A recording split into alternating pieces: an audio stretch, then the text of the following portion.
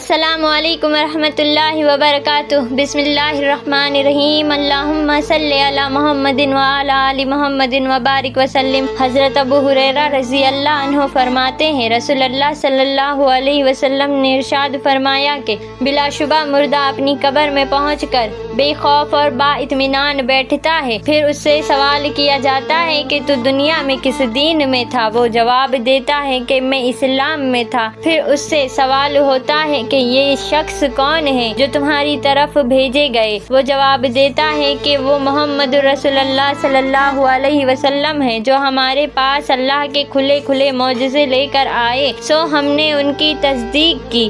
پھر اس سے پوچھا جاتا ہے کہ تو نے اللہ کو دیکھا ہے؟ وہ جواب دیتا ہے کہ دنیا میں کوئی آدمی اللہ کو نہیں دیکھ سکتا، پھر میں کیسے دیکھ لیتا؟ پھر اس کے سامنے دوزخ کی طرف ایک روشن دان کھولا جاتا ہے، وہ دوزخ کو دیکھتا ہے کہ آگ کے انگارے آپس میں ایک دوسرے کو کھائے جاتے ہیں۔ جب وہ دوزخ کا منظر دیکھ لیتا ہے تو اس سے کہتے ہیں کہ دیکھ اللہ نے تجھے کس مصیبت سے بچایا۔ پھر اس کے سامنے جنت کی طرف ایک روشن دان کھولا جاتا ہے جس کے ذریعے سے جنت کی رونق اور دوسری چیزیں دیکھ لیتا ہے۔ پھر اس سے کہا جاتا ہے کہ یہ جنت تیرا ٹھکانہ ہے، تو یقین ہی پر زندہ رہا اور یقین ہی پر تجھے موت آئی اور یقین ہی پر تو قیامت کے روز قبر سے اٹھے گا انشاءاللہ تعالی۔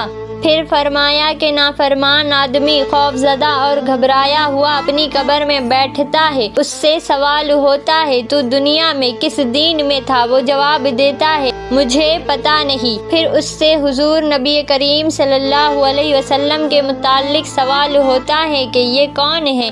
وہ کہتا ہے کہ اس بارے میں نے وہی کہا جو اور لوگوں نے کہا۔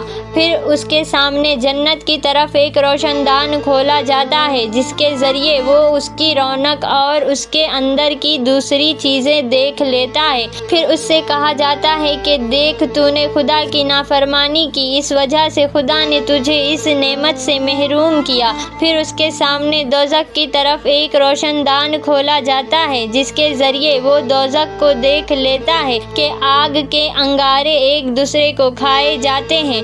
پھر اس سے کہا جاتا ہے کہ یہ تیرا ٹھکانہ ہے، تو شک ہی پر زندہ رہا اور شک ہی پر تجھے موت آئی اور انشاءاللہ قیامت کو بھی تو اسی شک پر اٹھے گا۔ بحوالہ ابن ماجہ۔